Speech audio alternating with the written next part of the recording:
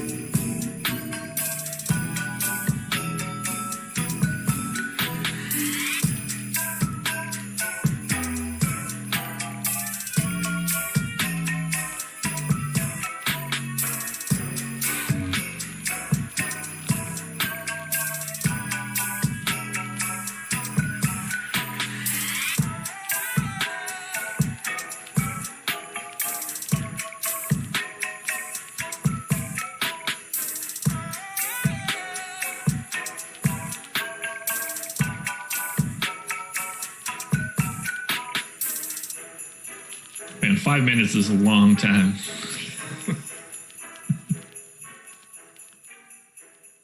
I wish I had that staying power. Oh. Still tired from running up the steps, man. This is far away.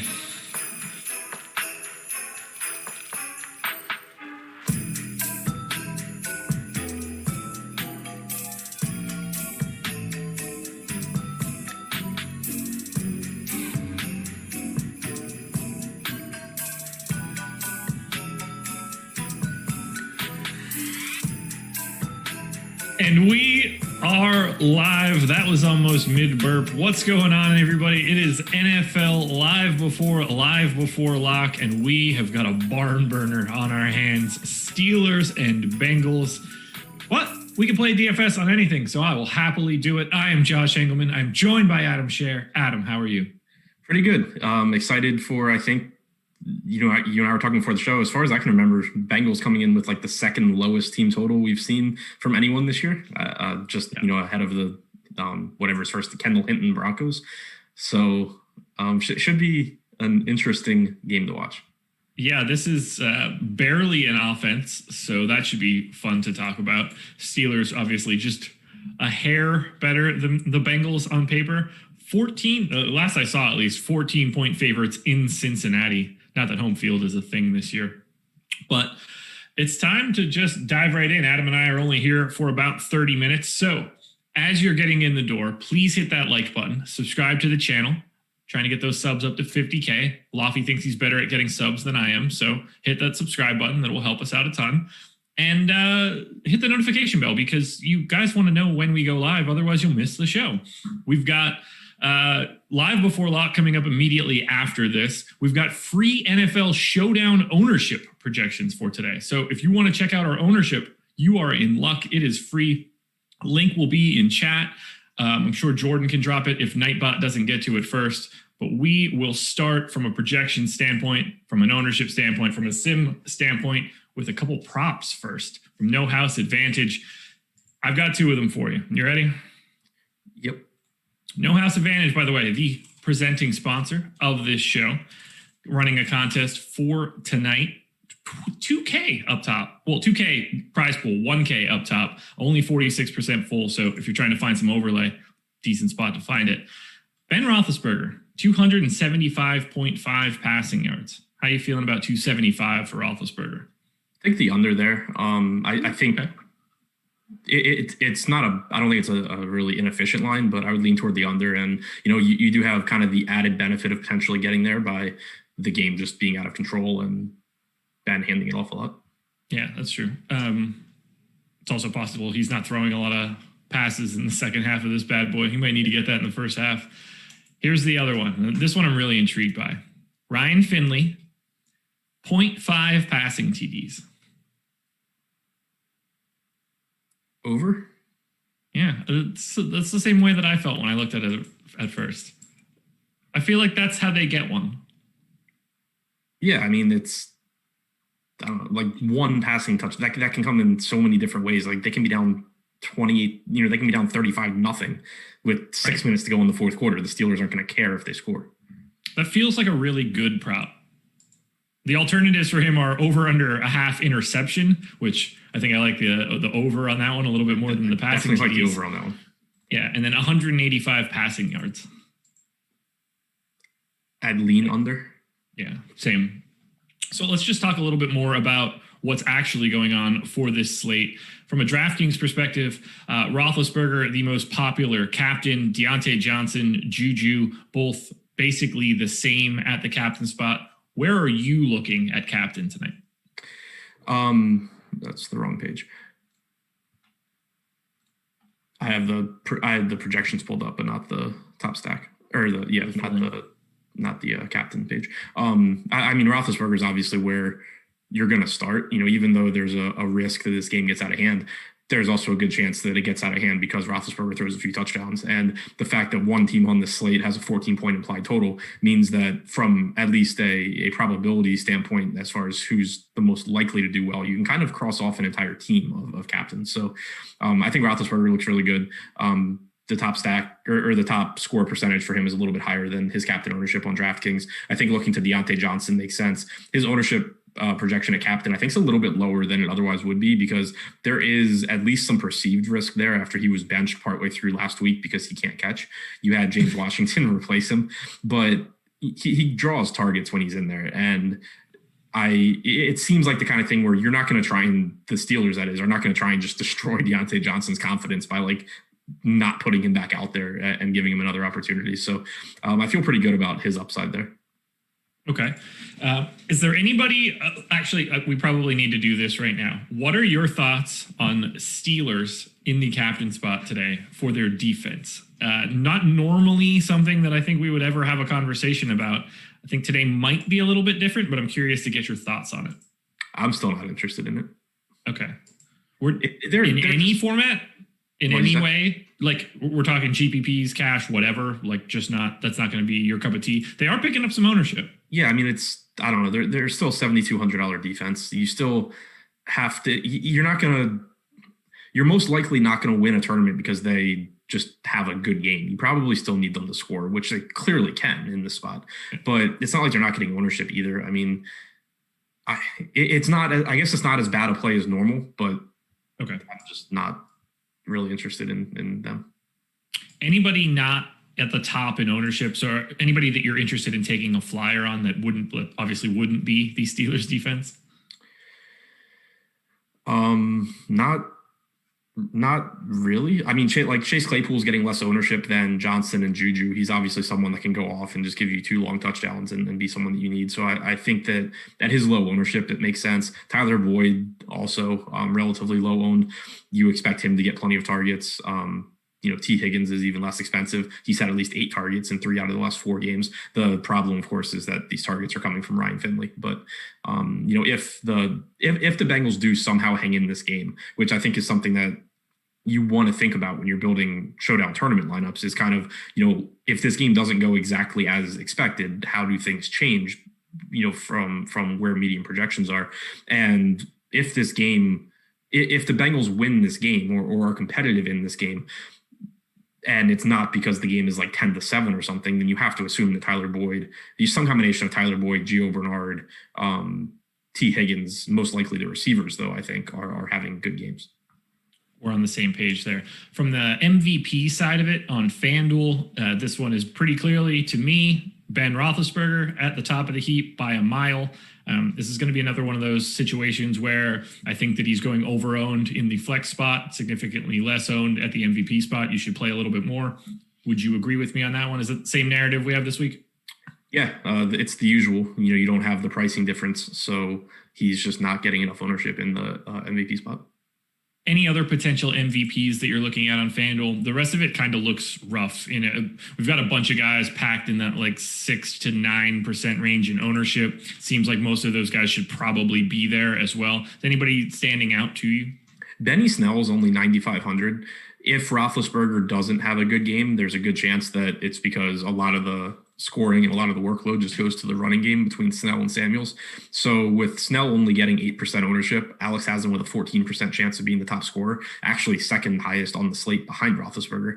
So I think that that's a pretty good spot to get to on FanDuel because we've talked about it before where like on DraftKings, when you're talking about the captain spot, you have the pricing change. So you don't necessarily have to be coming up with like an entirely different narrative for how the quarterback fails.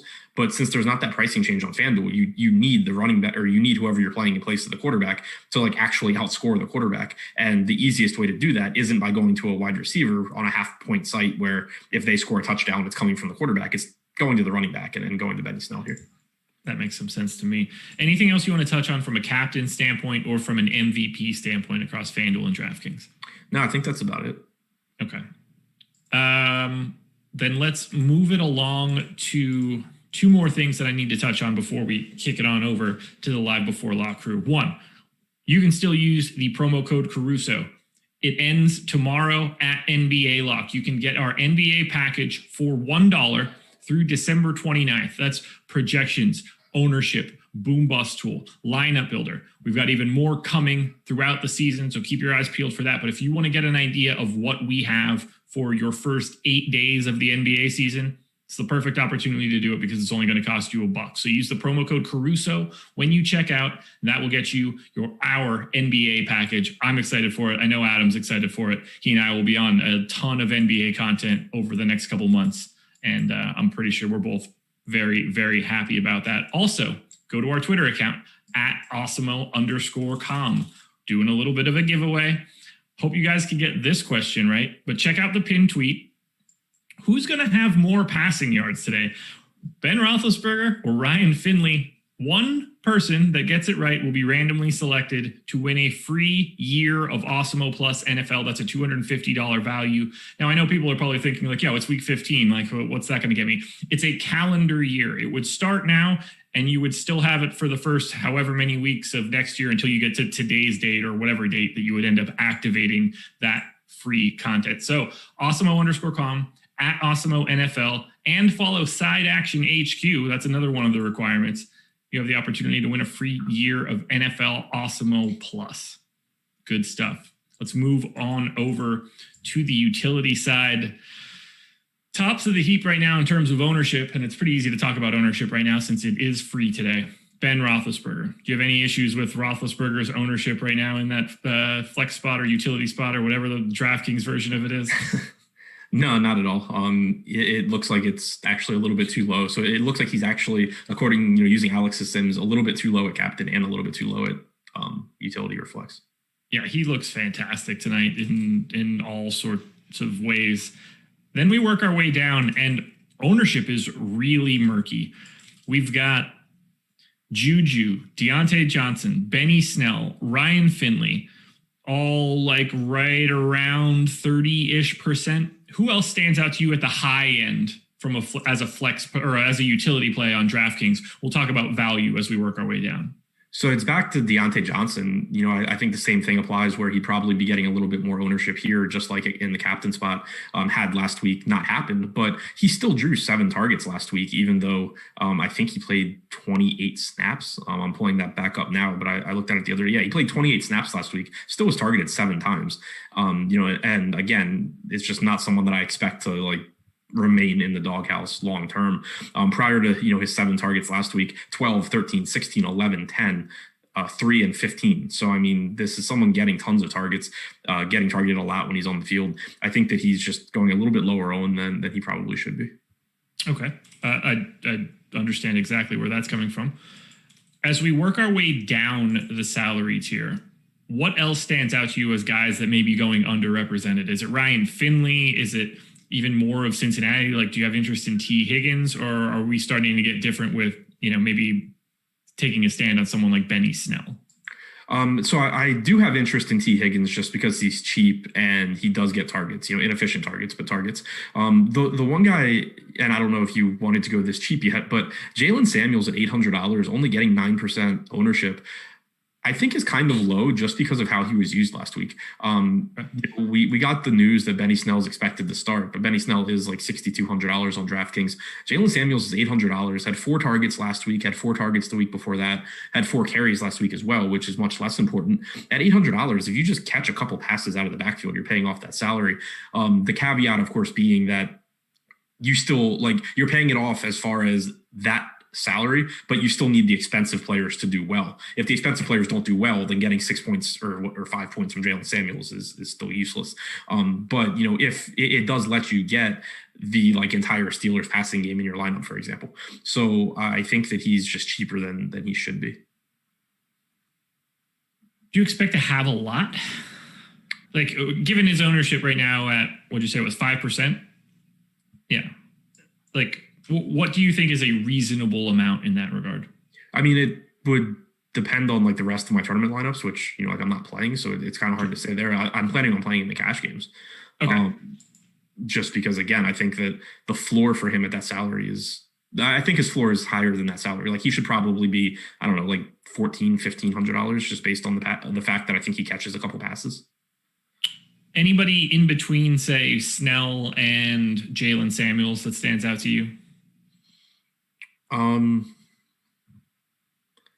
You got Travion Williams at $1,200, I guess, is only in tournaments, but somewhat interesting after you had Gio Bernard get benched last week. You still only you got 3 targets for Williams. You got 12 carries. He actually led the team in carries last week. He got 12. Piron got 10. Bernard got 3.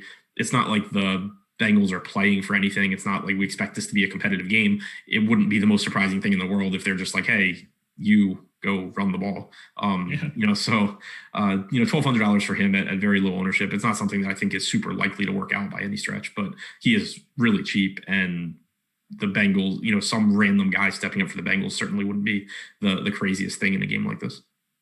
If we switch on over to the flex spot from FanDuel, we've got Ben Roethlisberger, who's just, in my opinion, picking up a little bit too much ownership. Not that it's a problem. Just transition that over to the MVP spot, and I think you'll be happy. Who else stands out to you at the high end of flex? If you're spending a bunch of salary, who do you want it to be on? The Steelers receivers, Deontay Johnson, Juju. Juju's 500 less than Johnson. And again, Benny Snell's salary on FanDuel, I think, is actually even more favorable than DraftKings. I think it's a perfectly fine salary on DraftKings at 6,200. But when you compare it to because FanDuel, you don't have the equivalent of an $800 Jalen Samuels to use. So I think getting that discount, where he's $5K less than Juju and Deontay Johnson is really valuable in a game where the Steelers are double-digit favorites. Yeah, for me, Benny Snell is the best flex play on the slate on FanDuel. That $9,500 price tag is just not really correct for the role that he should have. And if his ownership stays where it is, I think that's an absolute smash in GPPs. I have him in the optimal quite frequently. Alex has him in the optimal quite frequently. Keep your eye on Benny Snell on FanDuel. How far down are you willing to go in salary on FanDuel? Where would you think your line in the sand would be? Is it do you have interest in 5K Travion Williams or P. Ryan or something along those lines? Or is it, to me, it's $7,500 James Washington is about the floor. Yeah, that's about as low as I would want to go. If you're playing whatever I don't know if FanDuel has a milli or whatever the equivalent of their, really cheap, massive field tournament is, then again, the Travion Williams thing comes into play. But even still, it's just nowhere near as appealing on FanDuel because he's 5K and you're just not getting that much of an upgrade at your other positions. You only roster 5 guys as well. Whereas DraftKings, you're taking on risk, but you're at least getting low ownership and some salary to spend. Whereas on FanDuel, you're kind of just saying bring on the risk. I hope that I run really good here. What's that like? No idea. I've never had one of those days where I was just I'll run really good here. This should work out perfectly. If only, man. If only. Got about 1,200 people in here right now. 120 likes. That's a 10% of the viewing public. That's not good enough, guys. Hit that thumbs up. We need to push that number up dramatically. That is what I'm here for. To shill for likes is one of the few things that I'm actually good at in life, and I'm going to beat that into the ground as much as I possibly can. Coming up after this, EMac and Kyle will take you all the way up until lock. So we've got about 10 more minutes to go before Adam and I get out of here. So if you are in premium Slack, get your questions in. If you are in YouTube chat right now, drop your questions in. Adam, is there anything else that you want to touch on for this slate before we just take some questions? You kind of mentioned James Washington at 7,500 on FanDuel, and I've mentioned Deontay Johnson a lot. If the ownership's relatively low on Washington, which right now we have it at like 14%, he is still someone you can take a flyer on, because I think that you don't want to read too much into last game, because he, as I mentioned, he stepped in for Deontay Johnson when Johnson was benched. You don't want to read too much into that, but he's still been their deep threat, and that's been kind of his role his entire career. They'll give him deep shots down the field, and at a cheap salary, he certainly can still house one. So I think that he's still in play. It's just that his salary is a little bit higher. Like, I know I had mentioned him a couple of weeks ago, I think when the Steelers played Washington, he was really cheap and getting no ownership, and I had said that I liked him just because he could catch one deep and score. That's not quite the same now, because his salary did come up because of last week, and people are paying more attention because of last week. But it is still a 2-game slate where one of the teams has a 14-point implied total. So Washington is still a viable, semi-value play. Okay. I like that call. Let's see what we've got coming in from chat now. Also, thank you guys for getting up to just shy of 200 likes. I'd forgotten to mention Eric Ebron kind of at like any point. But, yeah, another guy that he's really been plagued by drops. But I think that a lot of the attention goes to the Steelers wide receivers, as you could kind of tell by the fact that I just overlooked them when talking about the pass catchers on the Steelers. But this is someone that, for a tight end, but really for anyone, has been drawing a lot of targets. Had 5 last week, but 11, and 7 the weeks before that. It's always difficult to predict who's going to get the touches for the Steelers. But in my eyes, it's kind of Deontay Johnson 1, and then playing ownership between Juju, Claypool, Ebron. This is a good question from Woody in Premium Slack, and I think that we'll be able to expand on it a little bit further just out of his question. How do you feel about both Pitt running backs in the same lineup? But I think we could probably have a bigger conversation about sort of the positional groups that exist, the Pitt running backs, the wealth of Pittsburgh receivers. Is there any sort of roster construction that you want to be aware of when you're rostering these guys? I don't think there's really any rules that I would use to exclude what I'm doing on this slate, because, for one, it's something you and I have talked about a lot, where it's a 1-game slate. And for the most part, if you're making a rule because there's some negative correlation, it's going to be outweighed by the fact that you're making a more or a less duplicated lineup. But in this particular case, like talking about Samuels and Snell, particularly on DraftKings, where Samuels is $800 and you have the extra roster spot, I have no issue whatsoever kind of trying to just like monopolize the Steelers run game in a game where they're a huge favorite. And it's also not like we know for sure how it's going to be split between Snell and Samuels. We have the last game that Connor was out, where Benny Snell picked up 16 carries. Anthony McFarland was the next guy with 3, and Jalen Samuels didn't play at all. That was 2 games ago that Connor was out. The last game Connor was out, you got 8 carries for Snell, 4 for McFarland, 1 for Samuels. But then last week you saw Samuels take on a little bit bigger role with Connor in. My point just being that we've seen in games where Connor is out, Pittsburgh's running game just kind of be inefficient in general, and Mike Tomlin not be afraid to mix and match who is getting the touches. So I have no issue using both of Snell and Samuels and kind of just trying to get as many of the Pittsburgh touches as you can. That makes sense to me. Max 2 on the wideouts? I don't think it. I mean, I think that's kind of where I would end up in most lineups. I don't think I would set that rule though, because the thing is, while you have to think about it in context of the entire slate. Normally you would say, okay, like how are 3 wide receivers like all scoring touchdowns and having monster games? I don't think that's particularly likely. I think it's entirely possible that 3 Pittsburgh pass catchers outscore the top pass catcher from the Bengals, or the top offensive player in general from the Bengals. That's entirely possible. And so I don't really have an issue using them together, even if, I think it's unlikely that all three of them score. Maybe max 3 on the wideouts plus Ebron. Yeah, I think that's fine. Okay. That's going to be a tough sell having Johnson, Juju, Claypool, and Ebron all be viable because they're all, none of those 4 guys are priced at a point where like they don't count financially. Right. And I think that's getting into like, you're just not going to get a lot of lineups built like that anyway. True. Also true. Yeah. We're talking, you're going to have probably a really weird captain in that end. Yeah. It would be like, oh shit, I can't hear you. Yes. Okay. So, and I don't have you. Yeah. I don't have it pulled up. What'd you say? I can't hear you. It's my fault, not yours.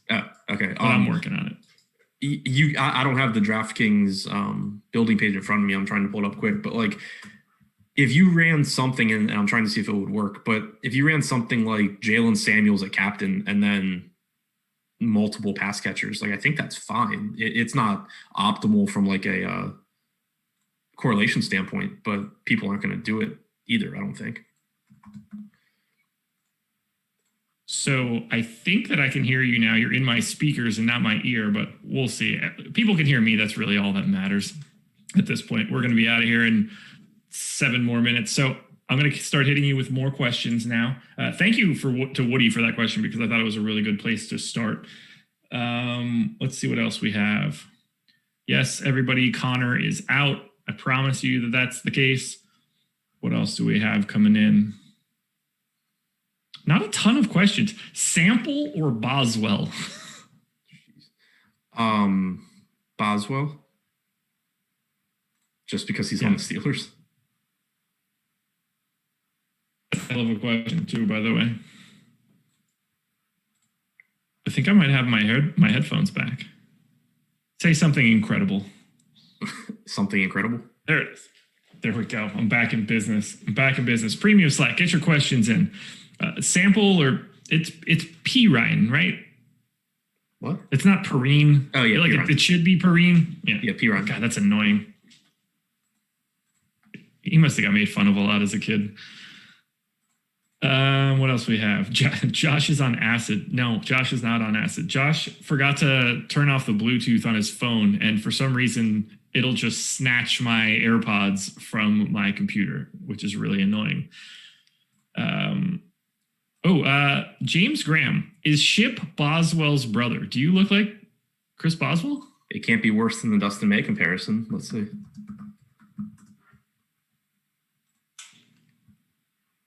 I can kind of see it. Yeah, I'm here for this one. Yeah, I can see that one. Kudos on that. Kudos. We gotta let Laffy know. No more Dustin May. You're Chris Boswell. I like it. And yeah, a hell of a lot better than Dustin May and a hell of a lot better looking than Davis Bertans. So what else do we have coming in? Premium Slack has no questions. For a group of people that don't shut up 24/7, questions during the show are apparently non-existent. Even YouTube chat is, I think it's just like a really tough slate to have a question about. Like it's a tough slate to answer questions about. I'll give you that because it's just kind of like, you're either answering a question about like which coin flip Steelers receiver do you want, which coin flip, not really coin flip, but which very different salaried running back do you want, or what terrible play from the Bengals do you want? So it's a lot of, I think, just kind of less educated than normal guessing at what's going to happen. And like we're getting Juju or Johnson. Yeah, exactly. Like I prefer Johnson, but also if you told like if ownership updates between now and lock and it turns out that Juju is getting less ownership than a lot less ownership than Johnson, I would very quickly start to say Juju. Yeah. Steelers defense or Snell? That one's gonna be easy. It's Snell for me. Yeah. I agree. I like the Steelers defense today. It's gonna be really hard to like it more than Benny Snell. Right. What's the most salary you would leave on the table? This is coming from Seth, so I assume it's a DraftKings question. Yeah, that one's actually interesting, and I noticed it when I was playing around. So I just wouldn't set a floor. I don't think like in large field tournaments there's not a problem. Like I know that within the last couple of weeks, the Millie's been won by someone that left like 5,500 on the table. But this slate in particular, because of Samuels, like I was trying to use that example where like Samuels is captain and then you just like load up on your team. But if you were to like do that and you go Samuels, let's say you go Samuels, Ebron, Ben, Juju, Johnson, you basically have no matter who your Bengal is, you're leaving at least like 2,500 on the table. And I think that's a very reasonable build. So I would say that I just wouldn't use a floor and I'd be fine in tournaments leaving basically any amount as long as my lineup is, makes sense. Median salary used coming out of my Sims was 49,000 on the dot. Yeah, it seems. Yeah. Makes sense. I mean, I would obviously have no issue leaving $1,000 on the table. Not a problem at all. Let's see. One more minute, one more question. Who's it going to be? Thank you guys for joining us. We got about 1,500 people, 250 likes. You guys do a hell of a job. Excited to turn this one over to the Live Before Lock crew. Mike Gale, Cincinnati defense in cash. Talk me out of it. I don't want to talk you out of it. I want to request a head-to-head. So, I mean, they're 2,200. What's the point there? You can just save money and go to Jalen Samuels if you need to pay down. Yeah, I mean, what's the lineup? What's the lineup construction look like? Let's say the Bengals defense ends up being a good play. What's the lineup construction you want for that move to work? Probably the Steelers defense. Yeah. A kicker. Both kickers.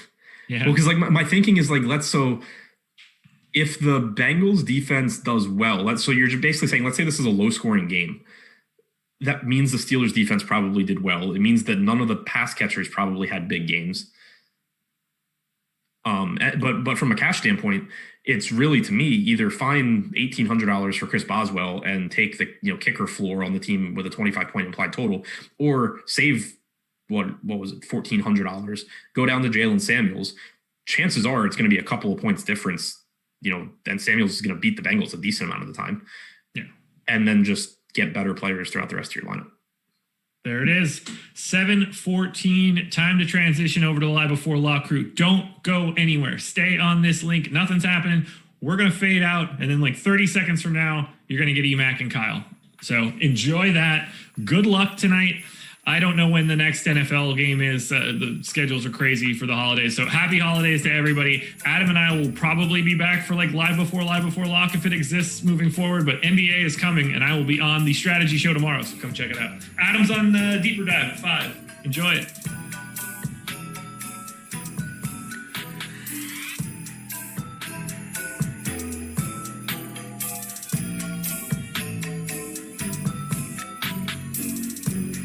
Let her on, gents.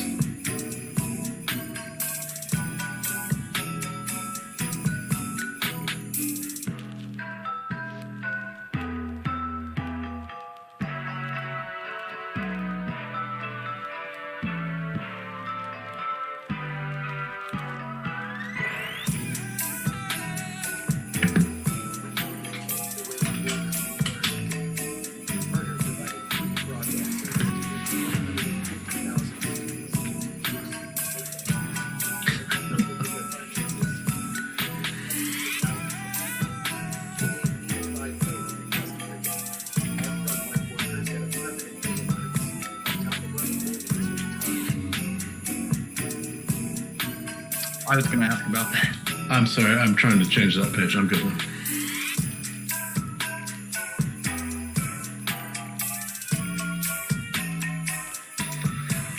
All right, Awesemo, here we go. It is Monday Night Football. We are getting ready for a little showdown action here. Tomorrow we've got the NBA regular season kicking off. Let's not lose sight of the fact that the promo code Caruso that gets you all NBA access for $1 through the 29th expires tomorrow. Don't waste your chance on that.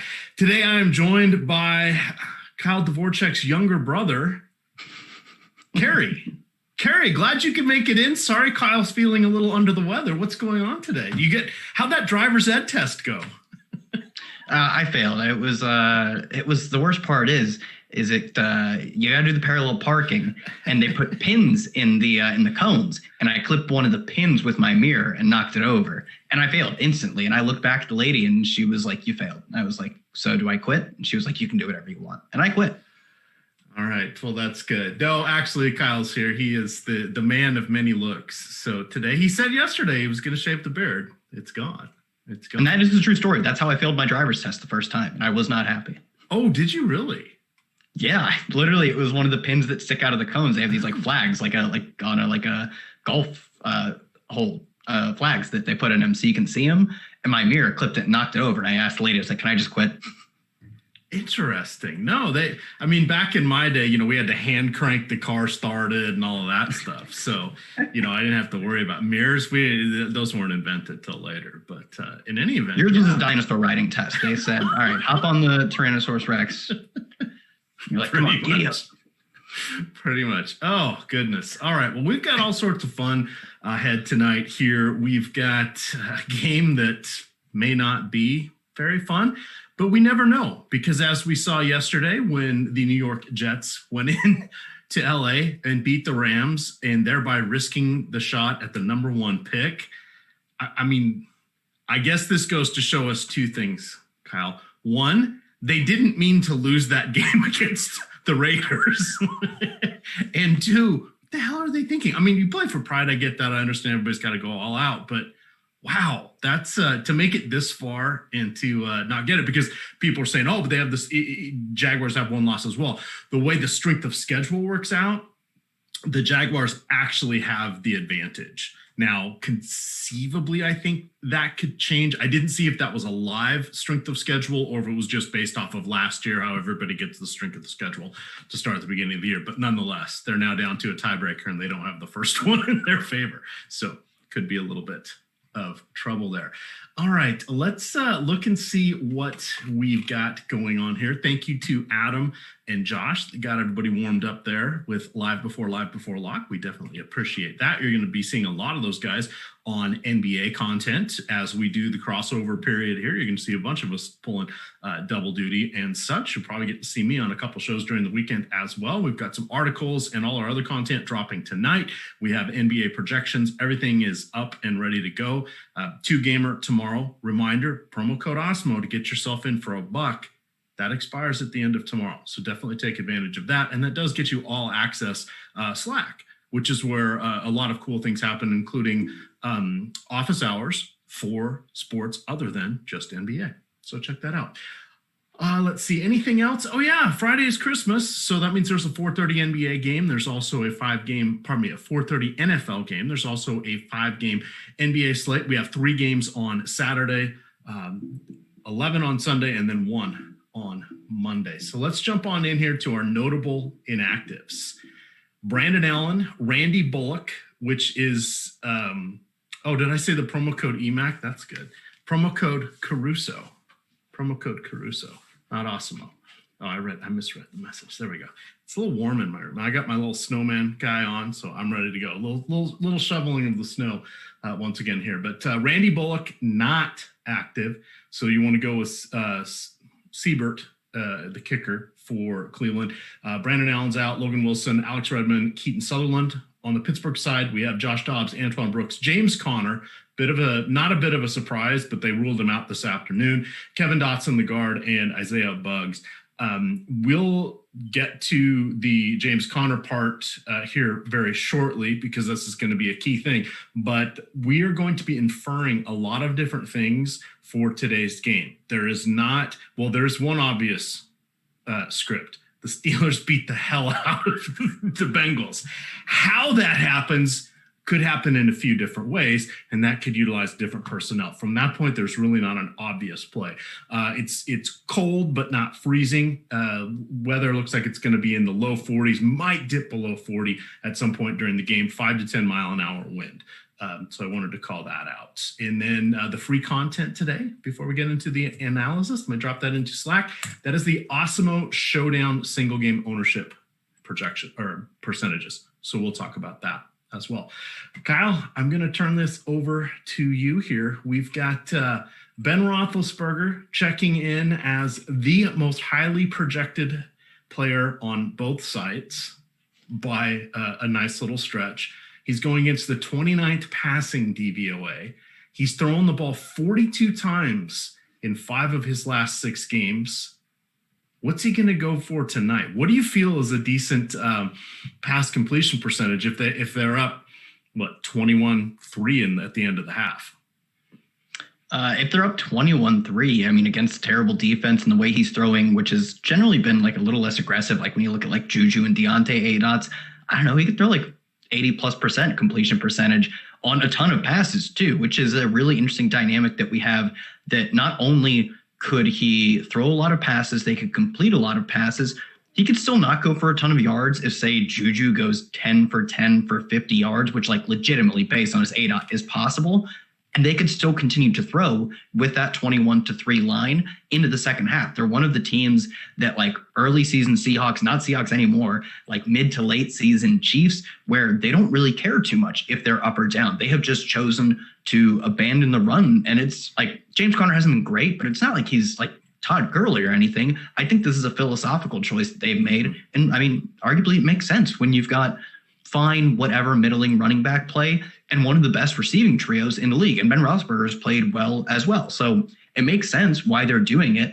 It's difficult, though, because we thought we had this figured out with the Seahawks. And then just one day they stopped letting Russ cook. I don't think we see that tonight with Pittsburgh. I do think of all the teams to have a massive lead, they will still, like they always have been this year, be one of the pass heavier teams. But as always, you do run that risk that like they see that they're up 15 and choose to run the football. They haven't done that in some other games. Like I think versus the Jaguars, they passed pretty deep into the game when they're coming out of halftime, beating them pretty good. But you always run that risk. Our data says that that risk is minimized with the Pittsburgh Steelers specifically. All right. And so they are passing almost 2/3 of the time at this point. It's in the last handful of games, it's cresting over 70%, which is just wild, which is where I was originally going with this. I was hoping Connor would be active, and then I just assumed he'd be limited or not play much at all. But they clearly want him healthy and ready for the playoffs, because they're not going to make it very far if they don't have a run game. And at this point, it doesn't seem like they do, but they need to at least have a fallback position. So Roethlisberger is going to be the most popular player in the captain spot. We currently have him at 21% on DK. On FanDuel in the MVP spot, he's going to be 1 out of every 3 lineups there. So Kyle kind of mentioned a few ways he can get there. The converse of that are some ways that he can't.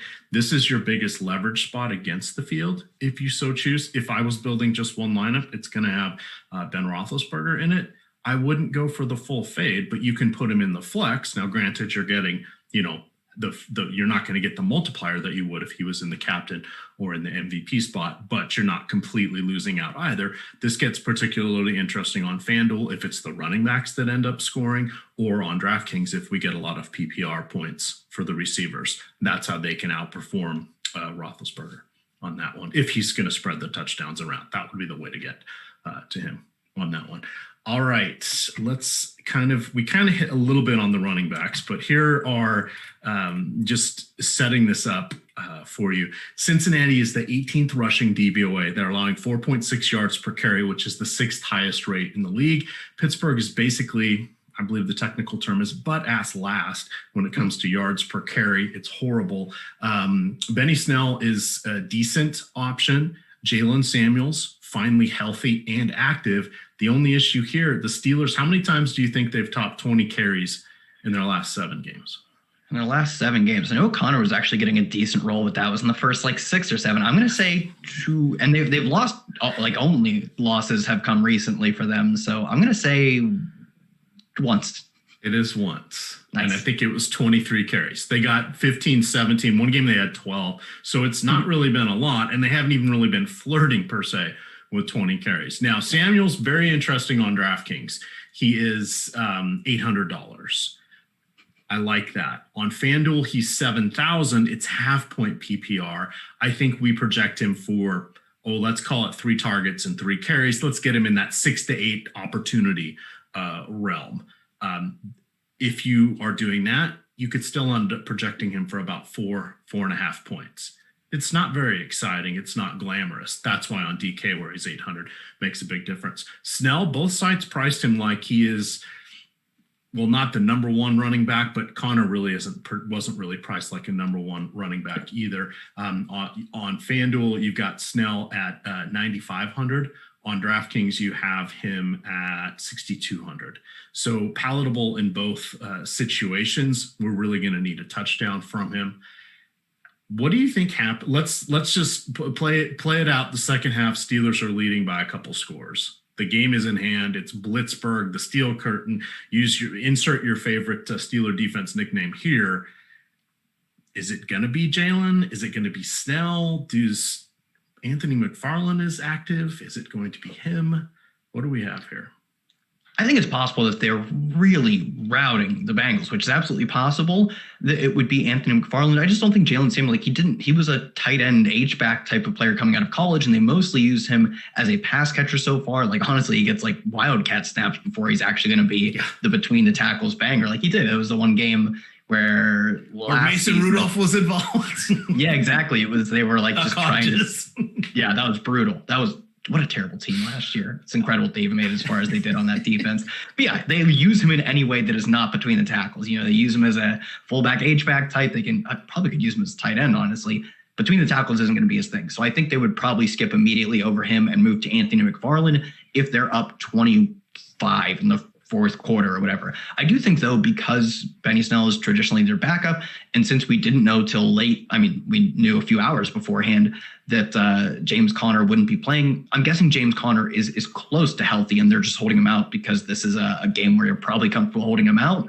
You still view Benny Snell as your long-term backup. I think you're probably not preserving him as a backup player in your fourth quarter. He's the guy who would have been in there in the first place had Conner played. So I think if one player would have been more likely to play the majority of the game, it would be a healthy Benny Snell making it to the fourth quarter as opposed to James Conner had he played. So there's some potential for Anthony McFarland garbage time, but I think I'd rather bet on Benny Snell getting there in the first three and maybe even full four quarters.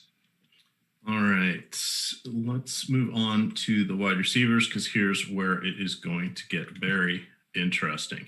So everything is really spread out. So in the last game, we had all the receivers and I want to say Ebron as well, all had between like 5 and 7 targets. Okay. So part of that was because Deontay Johnson had the drop skis and got benched for a while. We saw James Washington get a second touchdown in a row, or two games with a touchdown. He does have 10 targets in his last 2 games for 109 yards, but part of that is because he got the extra time, or he's been getting extra time for both Claypool, and in the last game, it was Deontay Johnson that was in the doghouse. Coach Tomlin has said Deontay Johnson gets a clean slate. We'll see what happens. This feels like a nice get-right spot. You've got Juju Smith-Schuster, who people are still remembering his first 5 games. His first 5 games of the season, no bueno. 24 targets in those. Since then, he has been maybe 15, 20% behind Deontay Johnson in targets. So much closer to being the number one guy. And then you've got Chase Claypool, who seems to have now stabilized in that 60 to 65% snap share right now. And that's where James Washington picks up most of his other work when he's not subbing in for Deontay Johnson. This is just a hot mess. And then you've got Eric Ebron stranglehold on the tight end targets. You have Vance McDonald, who has 2 targets in his last 3 weeks since returning from COVID-19. I think he has like 13 or 14 on the year. You've got Ebron, who had 11, and then I think he had like 5 or 6 in his last game. So point being, these are all being spread around. Everybody's kind of priced around the same spot. I prefer the full PPR on DK, but I don't have a lean on any one of these receivers. I guess I would go with Johnson first.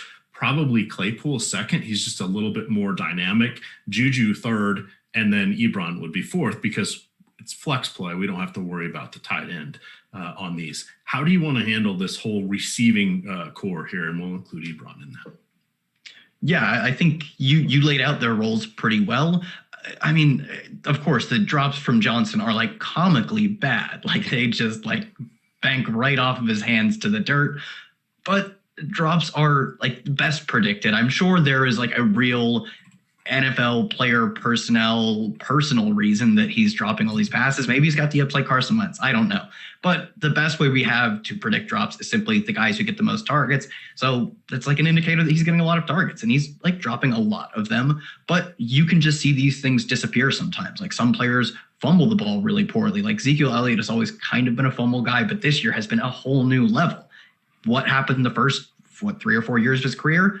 I don't know. And the reason we can't explain it is probably because they're closer to random. Not completely random, but at least closer to random. So I'm going to go out here and bet on Deontay Johnson and his target volume and hope that he doesn't come out and drop 2 or more of his targets. And if he does, I'm probably getting dusted. Like that was a killer for me on that. It was the Bills one, right? That's the one he got benched, right? That was brutal for me. And then he came back in and still didn't end up like beating out Juju, who scored the touchdown. But we have a large enough sample of him on the season that he is nearly like a double-digit target per game guy. I mean, like taking out the games he gets injured, he is well over a double-digit target per game guy. That kind of volume is what we want to be betting on, especially on DraftKings, where you're not quite as penalized, or I guess you're supported by the fact that, yeah, sure, he doesn't have quite that playmaking ability that Chase Claypool and honestly James Washington do, but he exists in the sweet spot where he's not going to have a 4 ADOT like Juju, but he's going to see as many, if not more, targets. So, like you said, he's the number one receiver. You know, drops be damned. I'm just going to keep playing him because his ownership never really seems to reflect the target volume plus a little bit of an air yards boost over Juju that he has. Whereas Chase Claypool, like, he's not even a solidified number 3. You said it. He splits work with James Washington. It's like you said, he plays 2/3 maybe of the snaps on any given game. And if he's not out there for the right play where that flanker receiver gets open, he isn't catching the long touchdown. That's been James Washington back-to-back weeks, I believe. I just think that everyone sees his playmaking ability. He's young. He scores a lot of touchdowns, and they really want to jam Chase Claypool into the captain spot or the MVP spot. And anytime I can, fade a player who's not even a full-time guy and he's priced like he is, I generally go with that approach. So I'm not huge on Juju or Chase Claypool. I generally think I'd probably lean towards Juju over Claypool, but it's close. I think Johnson is the clear guy to go with, though. All right, let's talk a little bit about No House Advantage. They are the sponsor of our Live Before Lock show. We'll tell you a little bit about them. We do have their free projections. So I'm going to drop that into the chat right now. So what it is it's based fantasy game based on player props. Why is it called No House Advantage? Well, we're not playing the house. We're playing each other, peer-to-peer, gamer-to-gamer. Same format we're used to on everything else. We have head-to-heads. We have 50-50s. We have double-ups. We have GPPs, and we play against each other. How does it work? Well, they put out, depending on the contest and the slate that they're running, between 20 and 50 questions. And within those, you choose the ones you would like to put into your lineup, and then you assign a confidence rating to the ones that you think are most likely to happen.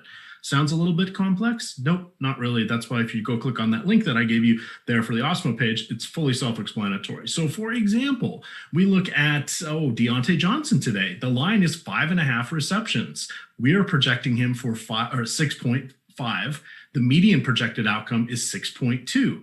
There's a 12.78% chance that he exceeds this, or better than 50-50. So that's your implied value. The higher that implied value, the more likely you want to play it. That seems a little bit complex. Look at the far right column. It says pick the over or pick the under.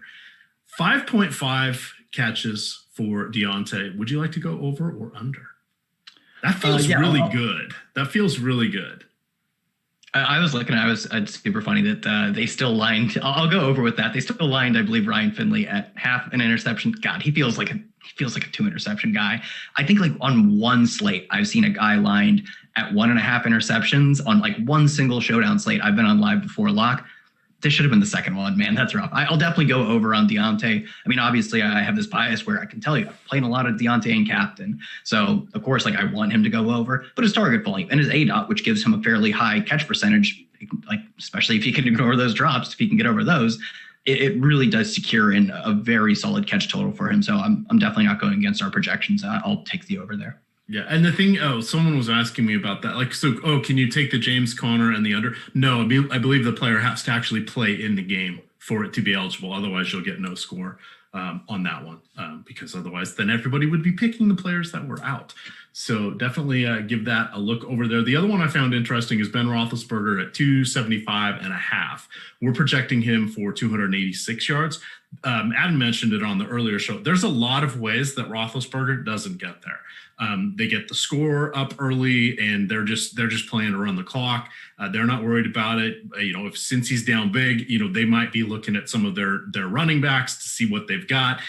They're going to try to keep their quarterback alive. We're going to talk about him in just a minute, but we could see the clocks just really start spinning on this one. Would it shock you if there were 2 defensive scores in this one? That'd be a high outcome, but not impossible considering the Steelers defense. So Steelers have the number 1 overall DVOA, number 1 rushing DVOA, number 3 passing DVOA. They lead the league in sacks. They lead the league in interceptions. They lead the league in takeaways. They lead the league in, I believe, in quarterback pressures as well. So, wow. That's a lot of leading the league. They are going to be going against Mr. Finley here. Finley is the third stringer. Now, we saw him last year when they were sort of mailing in the season and decided that Andy Dalton was not their future. They've also decided Ryan Finley's probably not their future, but Brandon Allen is out with the knee injury. So he's going to be going against one of the toughest defenses there is here. I think this will be his 4th or 5th game in which he's seen action. So last year, I know he started weeks 11, 12, and 13. That also included facing the Steelers. He had 192 yards passing and a touchdown against them. Okay, let's use that as a baseline. That's not a very exciting baseline. This week, the Awesemo projections had Finley as a bottom 3 quarterback within a half point of Sam Darnold and a half point of Colt McCoy. So we saw Sam Darnold lead his team to the win. Colt McCoy looked solid, at least moving the ball. I think he was only sacked once, no turnovers, but no touchdowns. So, and Finley here has the much tougher matchup on this one. Do you want to play Finley? How many lineups do you get to before you put him in? He's one of 2. The ball's going to be in his hands on every play as long as he's healthy. Is that worth something to you? It's worth something. That's the exact argument. It's worth something. Just the amount of opportunities, like you can think of it as like shots on goal. The amount of times we're going to get to see him does imply that there is a reasonable fantasy projection. Now, is that worth playing? I'm not going to be having a ton of him. I would rather bet on the volume guys for him. I think it's much more likely that Tyler Boyd is able to go out and outscore him because the receptions that Tyler Boyd garners, and the same with T. Higgins, the same with Giovanni Bernard, and at the price adjusted, even like Drew Sample, the targets they garner, if they're just a 10-yard catch, that's not that much fantasy points for Ryan Finley. But the PPR aspect of DraftKings really does make it so that even when a quarterback has a terrible night, the receivers can play well enough. So I do think because we have such a low weekly projection on someone like Finley, I would rather just take his weapons. It looks like a night to be playing a lot of Steelers, obviously. So I think if I'm betting on the Steelers to go out and dominate, or at least if I'm agreeing with Vegas, if they're going to go out and dominate the Bengals, I don't know if I want to tie myself to the efficiency of their offense. I would rather tie it to the volume of their offense. And the way you do that, in my opinion, is by playing the receivers as opposed to the quarterback, which isn't say that I'm going 0 Finley tonight. I'm just saying I think it would take some lineups. It probably takes 5 to 10 lineups before, just a few lineups at least before I get to Finley, maybe even 10 or 15. I think he's maybe like we saw with McCoy, even that touchdown, if he gets a touchdown, doesn't guarantee he's in the optimal lineup because of quarterback pricing. If you do get a touchdown from, Drew Sample, he's definitely in the optimal lineup. So I'd rather go with those kinds of guys, at least my first handful of lineups. All right, well, let's start talking about those guys. And they are kind of those guys. They're kind of like the character actors in a movie. Oh, I've seen him somewhere before, haven't I? Why, Samaje Perine? Yes, we've seen you before. He's on his 3rd team in 4 years. He was with the Washington football team. He had a cup of coffee, I believe it was with Miami. And now here he is with Cincinnati. He really doesn't catch the ball. Was he at Oklahoma or Oklahoma State? I can't remember now. He was a college DFS stallion, but more rushing yards and getting lots of touchdowns. Yeah. He was Oklahoma because he has, or at least he had at one point, the single game rushing record. It was over 400 in a game. He said it either he got it broken immediately by, I think, Melvin Gordon, or he immediately broke Melvin Gordon's from the week prior. It was something like that. Yeah, it was some crazy thing along those lines. But no real draft capital in him. Giovanni Bernard got benched after an early fumble last week. Do you know that in 112 career games, he has fumbled 6 total times? This is on over 800 touches. 6 times, lost 4 of them. Yet they chose to bench him. Trevion Williams came in. Now, he was in 8 or 9 games last year, did not have a target or a carry, but he was their 6th round draft pick, so they've got a little bit vested in him. He is active in the passing game, or capable, shall we say, in the passing game. Do you think they give him a look? I kind of think it's going to be Gio Bernard back there just so they can, because he's the veteran, the better pass catcher, and probably the better at pass protection. And Finley's going to need all the help he can get. If you're attempting to read the tea leaves in, I don't know, this is like running towards an avalanche here. How do you feel about these running backs specifically? Or is it just you get this lineup, you get this lineup, and you get this lineup, and you move forward? No, I think Gio is really interesting. I hope people are afraid. It was funny. He got benched on his first touch, I believe, of the game, but he came back by the 3rd or 4th quarter to come back into the game, and it's almost exactly the same thing we saw with Deontay Johnson, that he makes for Johnson it was drops, for Gio it was fumbles, gets benched, but then at some point the team realizes he's our best option. He's been punished enough. Let's get him back on the field. And I think for both these players, they remain their team's best options at their respective positions.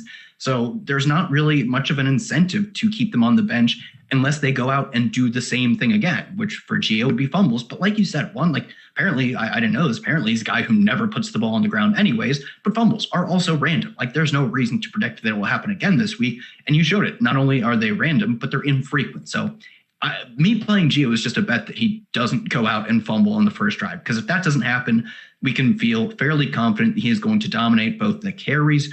Samaje Perine popped up a little bit in a few games, but has kind of subsided back to this nothing role. And most importantly, the targets. This team passes at one of the highest rates in the league, and they're supposed to be getting killed tonight. This is a perfect game for them to go out and give a ton of PPR points to all of the guys, even if they only put up 150 yards through the air. Could be a lot of PPR points. I think it makes sense for, some random backup quarterback to just dump it off to Gio whenever which will be a lot, under pressure. So I think Gio is a perfect play at his price. Because he has PPR value, you can still have Finley fail. You can still play him in your, Pittsburgh onslaught lineups, and he really won't be affected, or at least is one of the guys who will be less affected by the overall efficiency and touchdown scoring of the offense. I hope people aren't playing him because of one, quote, bad game, even though, every player fumbles. It's fine. It's whatever. So I'm going to be on him a decent amount tonight. All right. I see someone asked me to join their DK League in chat. No, you come join mine. Here it is. It's the link to the Awesemo DK League, because we're going to be doing the Fred Van Elite Fan Club once again, back for a 4th straight year. Started this over at FanVice, brought it with me to Awesemo. And hey, our favorite 4-year senior out of I'm blanking. It's not Wichita State. It's anyway. Where? Fred Van Vliet, the basketball player.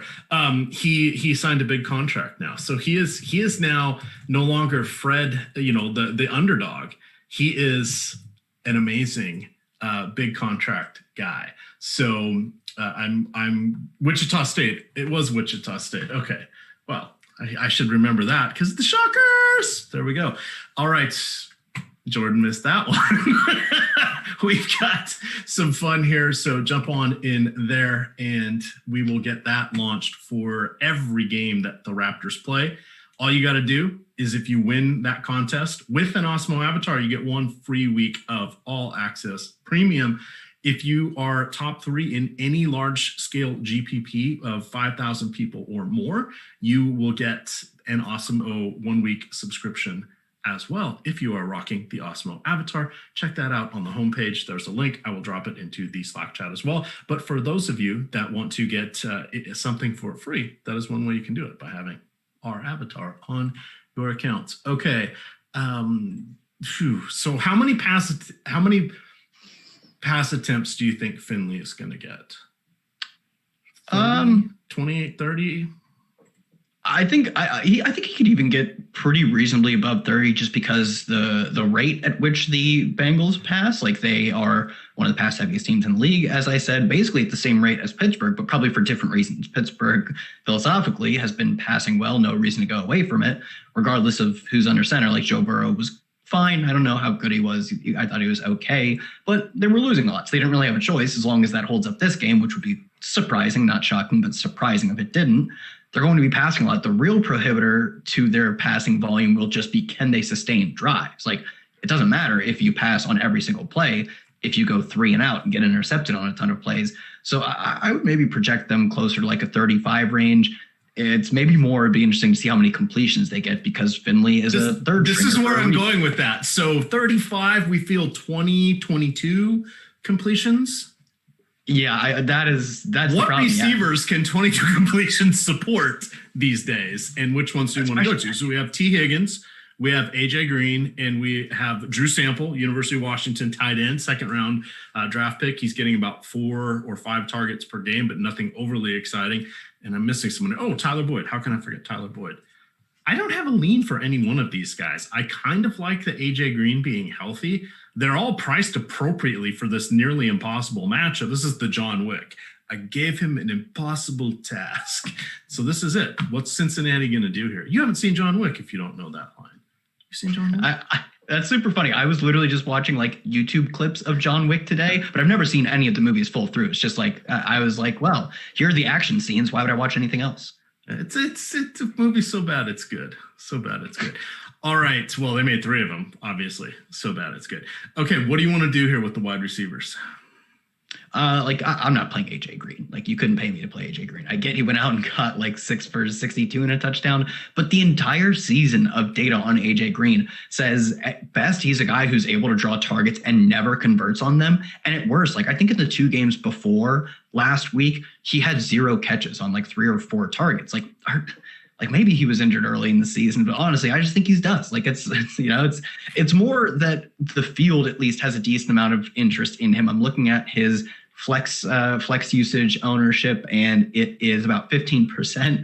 Our odds of him making a 2 through 5 finish, so not the optimal captain or anything, not the top scoring player, but in the winning lineup, are about half that, almost exactly half that. And, when that's the case, I'm going to side with our projections and like everything that this is built on. And it's clear that like his reason he's so lowly projected to be in the optimal lineup is because of how bad he played this year. So like, of course, I'm going to use our projections to confirm my priors. A big will confirm my priors on AJ Green. Difference between T. Higgins and Tyler Boyd, I don't see much of one. I mean, it's kind of hard to tell because we have 3 games of data with not Joe Burrow. And one of those games, Tyler Boyd got ejected after catching only 1 pass. So like, can you read into that too much? I don't really think so. So there's not a strong lean for me between those two. I kind of think Drew Sample is a little interesting. Like he has a 7 target game in the games they played without Joe Burrow. He's averaging, like you said, in that 4 to 5 targets. If he connects on all 4 of them, goes like 4 for 50, honestly, in a game that at least from one side is so low scoring, he could easily make the optimal lineup. He's not that expensive. He gets the ball a decent amount, and he's been converting on a decent amount of his targets. Like I'm assuming it's because he has a low ADOT that he has a fairly high catch rate in his recent weeks. So I think as far as like, I'm trying to play a lot of Steelers and I'm just letting whatever happens with the Bengals because I don't even know if they go out and score a touchdown tonight. They probably do, but maybe they don't. I'm just going to play guys who I think volume that is well adjusted for their prices. I think Drew Sample is a good volume adjusted price play, as is T. Higgins. I guess the big difference is that I believe Tyler Boyd is significantly more expensive. They pull up their prices. But yeah, you're going to pay up more for trying to get to probably maybe a better play in someone like Tyler Boyd. But at T. Higgins' price, I think I'd probably take Higgins over Boyd. I have some both though. All right, we've got about 1,750 people watching, 365 likes. That's not going to do it. Let's get up to 500, and I'll drop in some DK head-to-heads. I went 11-0 in the DK head-to-heads last night. So, of course, I went 2-8 the slate before that. So sometimes it goes in your favor, sometimes it doesn't. But get us up to 500 likes. I'll drop some in there. Also, go check out the promo code or the promo on the Awesemo Twitter for tonight. It's the pinned tweet. I just put that link in chat. You can find it over there at Awesemo_COM. Tonight, you want to look at that and follow the instructions that are on the tweet. But essentially, you're picking between Ben Roethlisberger or Ryan Finley to throw for more yards tonight. Whoever gets that answer correct will be in the random drawing, and we will be giving away 1 free month of all access Awesemo.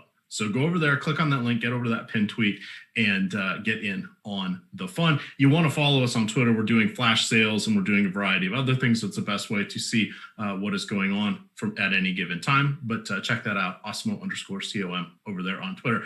Ooh, I see we're up to 417 likes. That's not quite 500, but you'll get there. You'll get there. And then we'll make sure Jordan is poised and ready because he didn't get in and grab one of the games last time. They go pretty quick. All right. I think we hit on most of our pertinent stuff there. We kind of covered Drew Sample. Of course, Drew Sample's holding down the fort because CJ Uzomah was knocked out in week 2 with an injury. You've got Sethian Carter, who is going to be on the field for about a quarter of the snaps. He has 1 target in the last 5 games. Special teams, Pittsburgh has allowed, how many sacks do you think Pittsburgh has allowed in their last 6 games? His last 6 games, I'm going to say 8.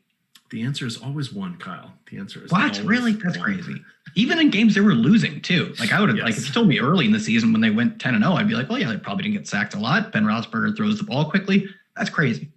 It's pretty wild. So let's see, on the season, Roethlisberger has 9 interceptions. 5 of those have come in the last 4 games, but 9's not a lot when you consider just how much they're passing. The Bengals have 12 takeaways, second fewest in the league. Their 15 sacks are the second fewest in the league as well. Reminder, on DraftKings, you can lose up to 4 points for points allowed, but it does cap out at that point.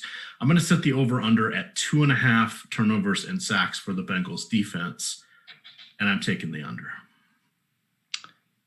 I think, like they're likely to get a sack at best and a turnover maybe, but getting 2 of either of those seems less likely than getting 3 of, the combined seems less likely than getting 2. So I'd take the under. Brutal, man. Oh, they're going to get rolled, aren't they? That is pretty crazy. It is pretty crazy. All right, we're up to 450 likes. You guys are getting close. We'll see. Again, get up to 500. I will drop some head-to-head DK lineups for the Showdown slate. Reminder, you guys can get any of our shows with the exception of the Live Before Lock series, any of our shows that have a shelf life, as Lofty likes to say, on the Awesemo Podcast Network, available on any podcasting source that you are used to, whether that be iTunes, the Apple Store, the Google Play, the Podbean, the whatever you can think of, SoundCloud. We are on those platforms. We have the main Awesemo channel where we put everything out, and then we've broken it out amongst some of the more popular sports. Sign up for all of them, sign up for one of them. The reason we broke it out for the other sports is because we're putting out so many shows per day. Sometimes people just like to save 3 or 5 or last 10 episodes. That only gets about a day, maybe 2 worth of Awesemo content. So if you want to save specifically the NFL, I turn on the NFL one because I like to listen to those at the end of the week heading into the weekend. So that's what I do, but you can also get all of them on one feed. All right, the number 1 play, Ben Roethlisberger. Number 2, Deontay. He's 3 points behind Roethlisberger on DK, 5 on FanDuel. Juju Smith-Schuster is going to be 3rd.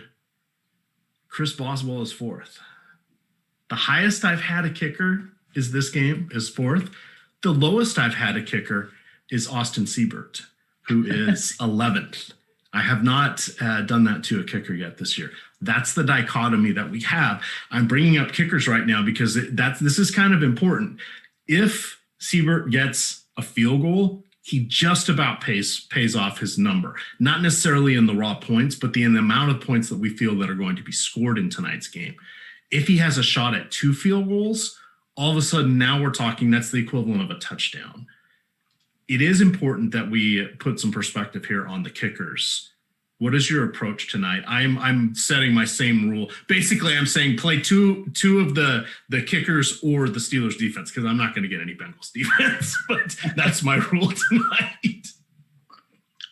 I think, it's all a conversation of ownership. I think it's possible that we could see all 3 of those guys or team defenses be good enough plays, especially because, like you said, it's about the context of the slate.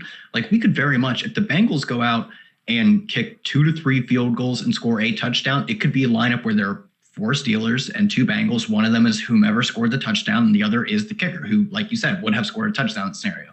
That only requires them putting up 13 points. That's not an egregious total. They get to like a mythical 16 points. If they somehow reach that incredible total for this team, you're probably almost certainly getting Austin Seibert in the optimal lineup, because just the point scoring of this game, and specifically on the Bengals side, looks to be so low. But generally, yeah, I'm not super interested in Seibert. This is just me sort of trying to spin possible scenarios to use in large field tournaments. I think there are probably better ways to pull leverage. Chris Boswell tonight, really interesting just how high we have him projected. Even like typically I'm pretty lukewarm on kickers. I'm like, oh, they get in my lineups, whatever. Like there's a decent argument to be made that you might actually want to be targeting Chris Boswell as opposed to just like being like, oh, if he gets in, he gets in. I mean, it's simply our projection because they're projected to score so many points. He doesn't have like, I don't know if they really ever do this, but he didn't get like egregiously priced up for any reason. Makes a decent amount of sense. I think especially like using him potentially as in the same point scoring range as someone like the Steelers defense instead of Pittsburgh's defense, that could make some sense, especially in large field tournaments. Even Pittsburgh's defense is really interesting because like we know they're going to pull crazy ownership for a defense, but we also have them, which is sometimes unusual, as like a good value play. Like they're not a bad play because they're just projected to steamroll this poor Bengals team. So in terms of small field tournaments, I think it's very fine just to take the free value with either of these guys. I think really the question is in large field tournaments, what do you do with them? Honestly, I'd probably rather go with the cheap value in someone like Boswell and fade Pittsburgh defense just because we know Pittsburgh's defense is going to be so popular. I think Boswell comes in as less owned. And if Pittsburgh doesn't go out and score a touchdown, they just put up, which would still be a good game, they put up 12 or 13 points as a defense because they don't score that touchdown. And their offense scores a lot of points. And I guess those two could be potentially negatively correlated a little bit because you want, like if you're Pittsburgh's offense, you're staying on the field more, you're getting more opportunities. If you aren't, basically forcing the Bengals to repeat drives by pick sixes and stuff. So I'd probably rather go for a Pittsburgh onslaught with someone like Boswell and no Steelers defense because of how popular I think Pittsburgh onslaughts with Steelers defense are going to be. I just think in tournaments, like the Pittsburgh defense is not a bad play. They're just going to be incredibly popular. And I can leverage that by playing other good plays in going heavy on the offensive weapons. All right. Hit that like button. I'm dropping the 10 contest into DK. $1 head-to-heads, username EMac. Enjoy. All right. So we got down to my number 4 player. We got 8:15 lock tonight, so we got 15 more minutes. A reminder, we've got NBA kicking off tomorrow, or tipping off. Let's use a little basketball metaphor there. Tipping off tomorrow with the 2-gamer. We've got, forget if it's 11 or 13 games on Wednesday, and then, of course, the 5 awesome game slate on Christmas. We also have a 4:30 NFL contest on Christmas. We've got 3 games on Saturday. We have 11 on Sunday and 1 on Monday. We are rocking, folks. We also have free college basketball and free college football projections available as well. You'll definitely want to check those out. All right. I haven't made my lineups yet, but our free content, I'm going to upload this. Our free content of the day is the, the Showdown ownership projections. Nightbot's been putting that in chat, but I will as well as we get down to them. Let's see if we got an update because I haven't refreshed that page. Okay, we should be good. Last update was an hour ago.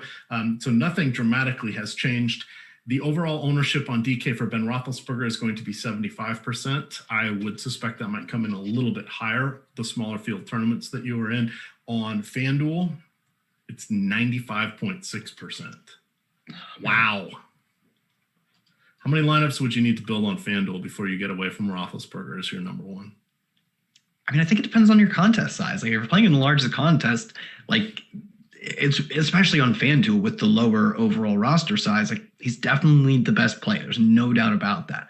But it's so easy to build unique lineups by not playing him. So I do think there's a conversation we had. I don't think it would take me a ton of lineups, like, I don't know, 20, 30, 40 maybe, just because I know that really what I'm trying to do is just get in my highest EV lineups. Like in an ideal world, like projections don't work like this because there's just so much unknown about it.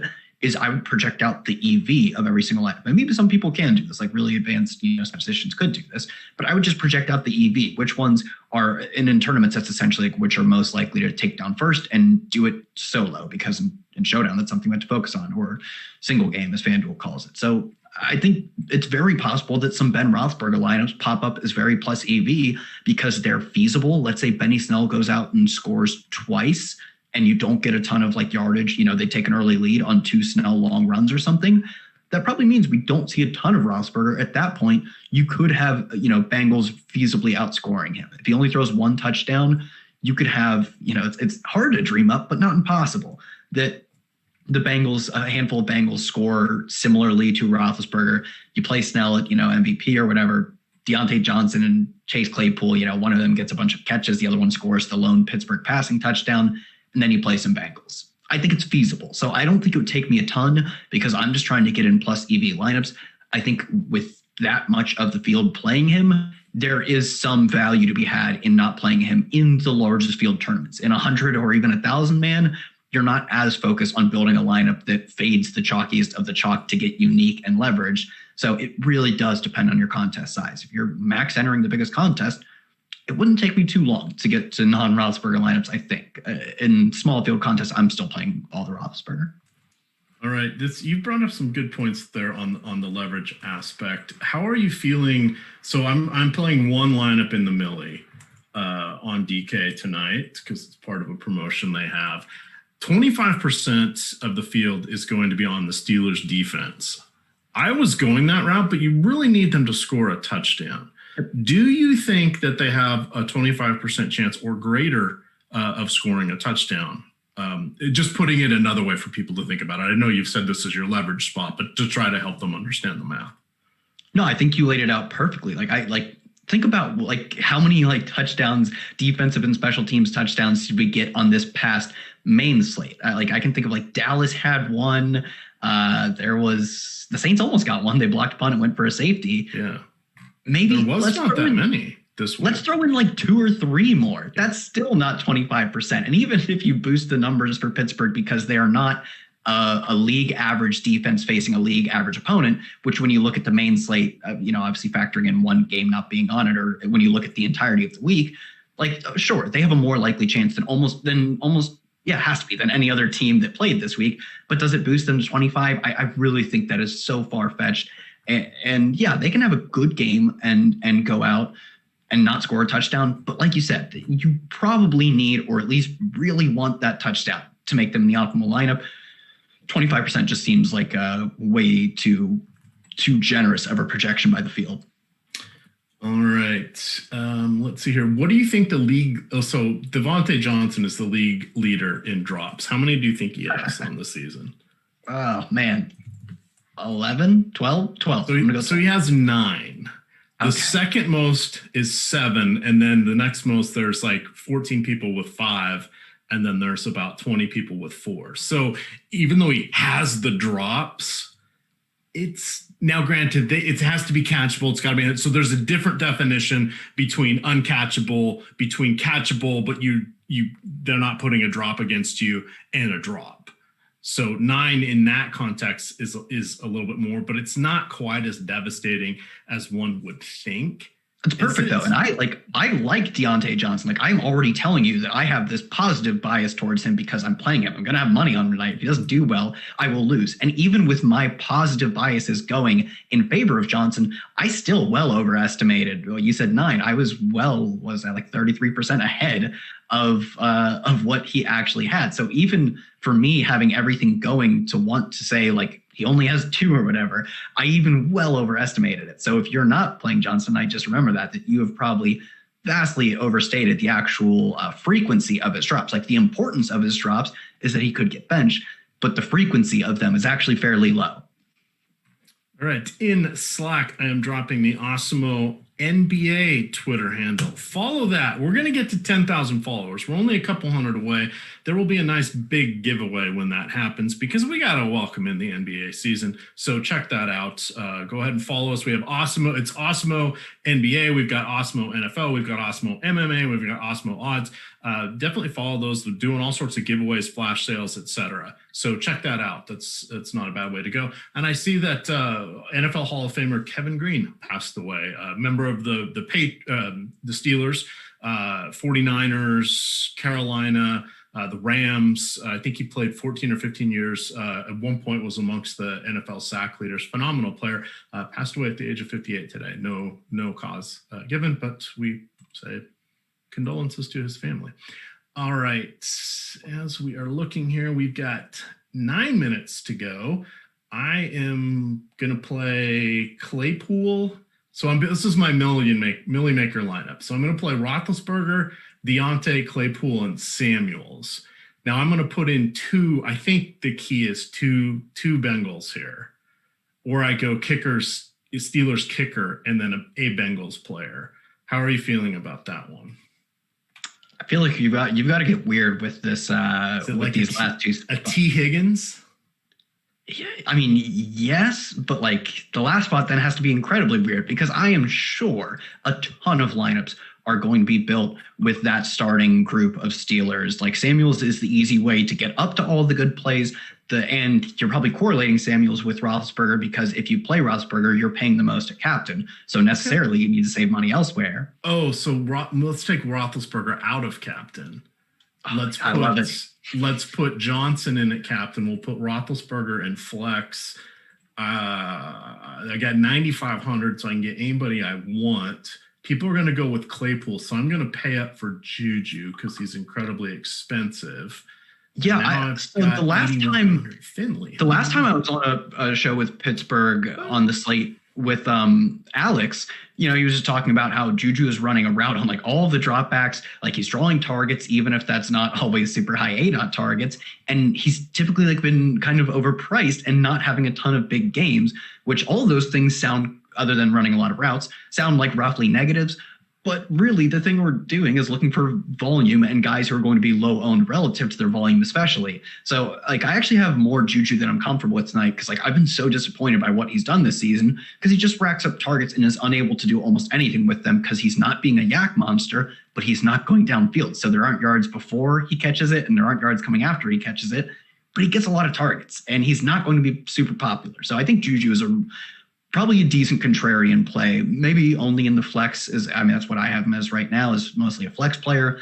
But like, I do think there's some efficacy to like fading the shiny toy of Chase Claypool and just trying to soak up a bunch of targets and maybe a touchdown specifically with someone like Juju. All right. So that I went with, I went away from Boswell because if I went Boswell, I'd have $100 left. People are going to do that. So I put in Finley and Siebert there. So that's how I'm going to do that a little differently. I'm going to put in I got to hit crunch here in just a moment. Why does James Conner still have points? That's not good. What do you think? Yeah, I can play as much Roethlisberger as I need to. I'm sort of warming up to Finley a little bit here, just from the differentiation standpoint.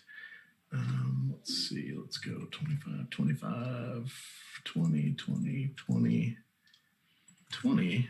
Make some lineups. Download this.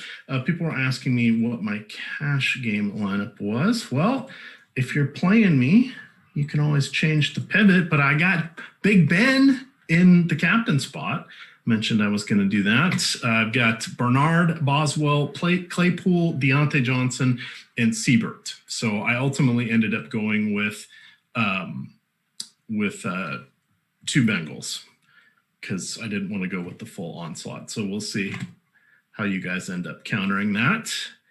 Got a nice mixture of people playing this, Kyle. I think I went against 8 unique lineups of the 11 I faced last night.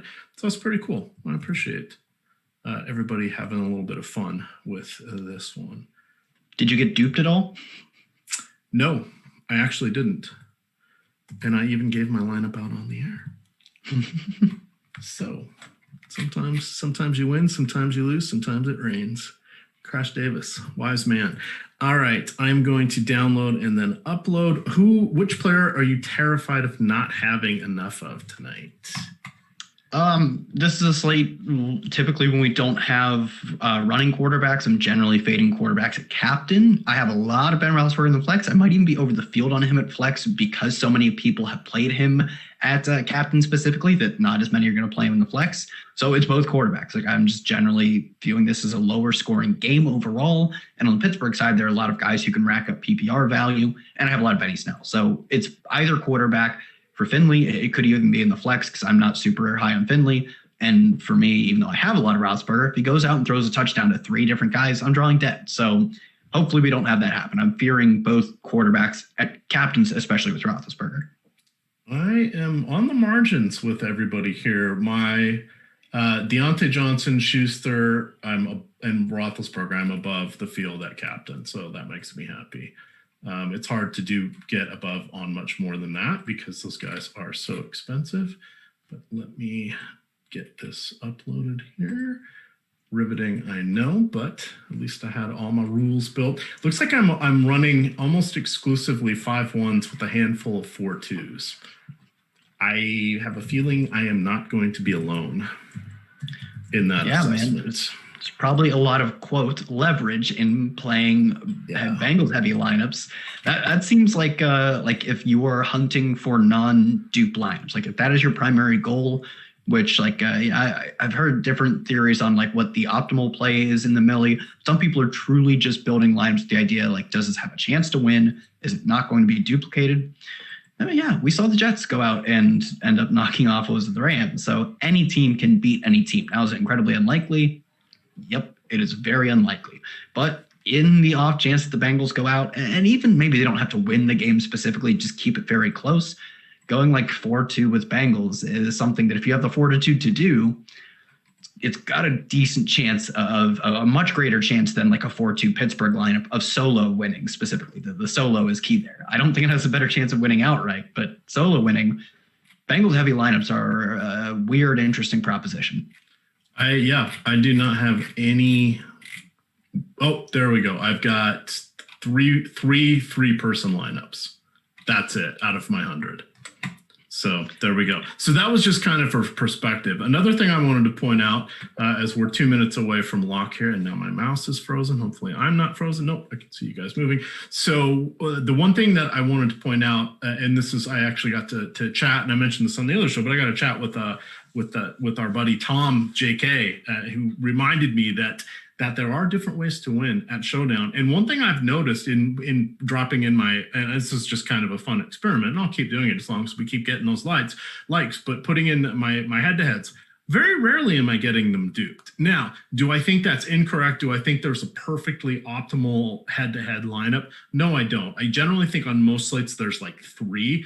I think there's usually one clear captain if you're just playing one lineup. Not always. When we get into these games that are high scoring, then you might have 2 or 3. There might be a little pricing quirk or something that stands somebody ahead of each other. But I don't think consistently on DK and FanDuel in the same game do you really have more than one appropriate. This is your kind of captain. Until we get to those high scoring games. But I don't think there's anything wrong in leveraging it as long as in those short head-to-heads or 3-mans, if you're putting that who should be the most popular captain, if you're just dropping them down into the flex and choosing that second most popular guy or the third most popular guy and putting him in at captain, now you're going to be unique on a lot of these guys. This enables you to do just, widely sweep across the head-to-heads and such. So last night in my head-to-heads, I won all my head-to-heads, barely cashed my triple ups, just missed on my quint. So that's also telling you where the variance is, because to win a quintuple up, you have to be in the top 20%. I swept my cash lineups. That didn't mean I had a top 1% lineup. It just meant the players I was going against, the 11 of you guys I played, I was better than that, but I wasn't better than the field in a lot of things. And I didn't cash in GPPs with that lineup either. So just a way to look at it. So even though I swept my cash games, I ended up losing 20% on the night, right? So that was about a third or half my money in play was on that particular lineup, and then I was doing other things. So even though you have one successful lineup, that doesn't always mean you have a good night or a bad night or however, but it's just kind of fun to kind of play the game within the game on these showdown slates. Now we're going to see some larger showdown slates when we get into the NBA. We're going to see, especially on those sort of the island nights where they have the 2 or 3 or 4 games on Thursday, the sites are, they had to go with a whole 3 months of basically no sport. They've seen that they can support milli makers at the drop of a hat. They're not going to be milli makers, but it would not be a surprise if we see on a regular Thursday TNT NBA night, if we see a $100,000 prize pool in the standalone game of the night, or $100,000 top prize. That would not shock me, especially as we get when the NBA or when the NFL's over here in February, and they kind of lean on when's baseball going to start? What are we going to do? All eyes are going to be on the NBA. Hopefully, as people stay healthy and they continue to be able to play these games, we're going to see a lot of interesting content and contests. So check it out. Use the promo code Caruso. I'm going to say that right this time, Caruso, to get 1 week of Awesemo NBA All Access. That expires tomorrow, but it's just $1. Lofty said it was free. I agree. Basically, it's free. It's just $1. That gets you into Slack. That gets you all of our projections for players, for ownership, the boom bust tool, everything that you've got. One of my favorite things to look at is the office hours. So Josh and Alex have been doing those behind the paywall. And what they would do is they fire up a lot of times they'll just fire up a YouTube channel and you can just ask them questions. Josh does it while he's building his NBA models or talking about how he's approaching things on the slate. Sometimes he'll do a little fantasy cruncher tutorial, etc. Alex, a lot of times, is talking about how he'll build his lineups and what he's looking for. Of course, in the NBA, that's all going to change 30 minutes up to lock, but it just shows you how to study and look at a particular snapshot of information in time and how we read that, how we analyze it, and how we react to that. It may not work for later that night, but it works for that time. And he takes a great deal of time, Alex does, to explain his theory and what he's trying to do. And no matter, whenever he's on a show, I don't always learn something. I did for the longest time, but I've seen him on enough shows. I almost always hear something that reinforces things in a way that I didn't think of them. And it helps me keep some of these things that I start to take for granted top of mind. And that's where the margins are these days, is you want to make sure you're doing everything appropriate to get every little pinch in your favor on that. So there you go. There's the spiel for today. So thank you, everybody, for watching. Of course, we're starting off tomorrow morning, NBA Strategy Show, kicking it off. We've got NFL, a couple more weeks of that. Then we get into the playoffs. All sorts of goodness out there, but definitely check everything out. You can follow Kyle on Twitter at Kyle Tweets Here. I'm at EMac DFS. Check out Awesemo NBA. We're trying to get to 10,000 people. I'm sure there'll be a nice little prize once we get there. And then, of course, go check out that contest on Awesemo_COM on Twitter. With that, gamers, good luck.